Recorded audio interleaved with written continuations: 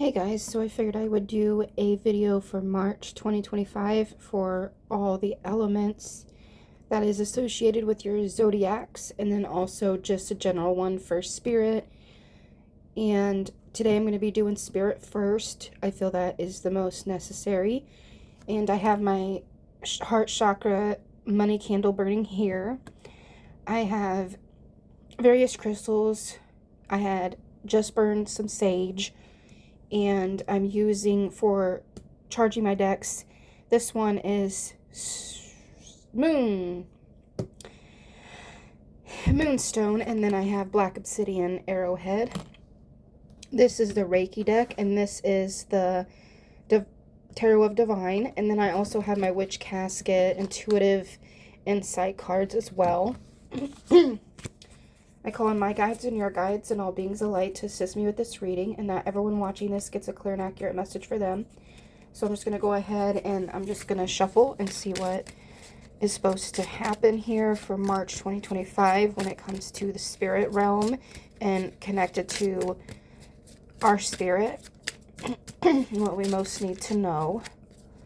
And this one just was upright growth, so that makes a lot of sense. I feel like a lot of us are going through shifts, and I know that there was someone that posted something about releasing karmic connections. And with this card, I also feel like it's growth within ourselves, you know, really looking at ourselves and taking accountability and understanding that if we want change, we're going to have to grow. And it reminds me of what Kellyanne Maddox says in a lot of her videos. I think it was mainly in her Self-Love September series, which go check that out. I'll link her down below. And she talks about post-traumatic growth and how we go through post-traumatic stress. We go through post-traumatic growth. And I really like that term because it doesn't necessarily keep you trapped in a cycle. It's more like you learn from that cycle, you step out of that cycle, and you can watch it from a different point of view, and you can help others get through that as well. So that's what I'm feeling from that card. Now the Reiki card just came out right away. Okay, so this is the master symbol, and Daiko Mayo, however you want to say that, that's how I'm pronouncing it. And this is just kind of encompassing, in my opinion, understanding yourself to a point where you know what your boundaries are, you know where you need to grow, you know where you need to let go. And in March, you're going to feel more open to new doors, new possibilities when this comes into, you know, career, when it comes into your spiritual life. Maybe you've kind of been, and with the colder weather, been feeling more down, not wanting to get out, but this symbol is letting you know that you're going to feel more in control of making choices and not feeling any guilt, any shame about it, and rolling with it. So I'm going to pull one more card from this deck, which is the Tarot of the Divine, and it's really got, I really like the backs of these. Okay, Temperance in reverse. So again, as soon as I looked at this card clairvoyantly and clairaudiently, I felt it reminded me of, I cannot think of the name right now, but it is a Hindu goddess. Not Kali, not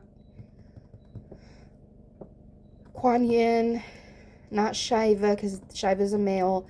I cannot think of her name currently, and I apologize. But this is basically letting you know that, you know, focusing in on what matters to you, prioritize, and don't feel guilty about putting something to the side or putting it for a specific reason or a specific season of your life. This is also letting you know that you have to have patience and compassion with yourself. You've always gave a helping hand to others, and now it's time to be very intentional about how you give it to others and how you give it to yourself. But I also feel like with this card in particular, it's going to bother me. So I have to look up, because I really need to know the name of this goddess. Why can't I think of it? I studied Hinduism, but I just cannot for the life of me think of the name right now. So I'm going to look it up because it's going to bother me if I don't. And I'll read what they say in here because I think it'll give you a little bit more insight.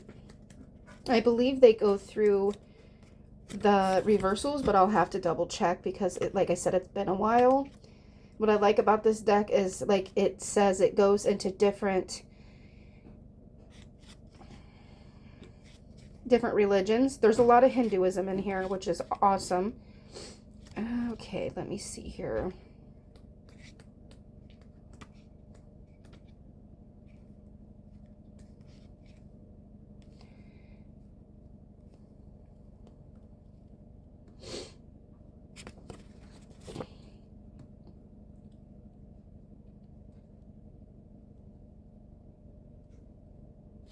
Yeah, the way they word it in here is not what I was necessarily looking for. But with it reversed, conflict, hostility, frustration, impatience, and reluctance. So with this, I feel like if you're in a position where you're feeling like you are doing too many things, you're focused on too many things, it's going to cause a lot of stress, a lot of anxiety, a lot of frustration and reluctance, like it says. And that's going to stunt your growth. That's going to stunt your ability to give yourself what you need and want, and able to put those boundaries up and ready to have the energy to do what you want. So I feel like it's really just a reminder to not allow those outside influences to take over the rest of your life. You deal with it, you find a solution, or you just walk away. And I feel like it's important with the water being there. We're looking at our emotions. So really checking in and seeing how that is really stunting your openness to grow and to learn and to move forward. Are you feeling too comfortable, but you feel like the chaos is comfortable? It's a little bit of reflection, but it's also a door of opportunity to move forward.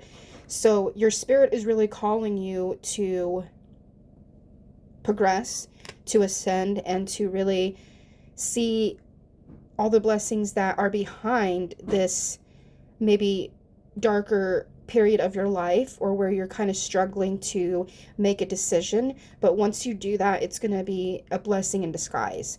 So I hope that this makes sense. If you have any comments or questions, leave them down below, and like, share, and comment, and please subscribe, and I will see you for the next elements. Blessings.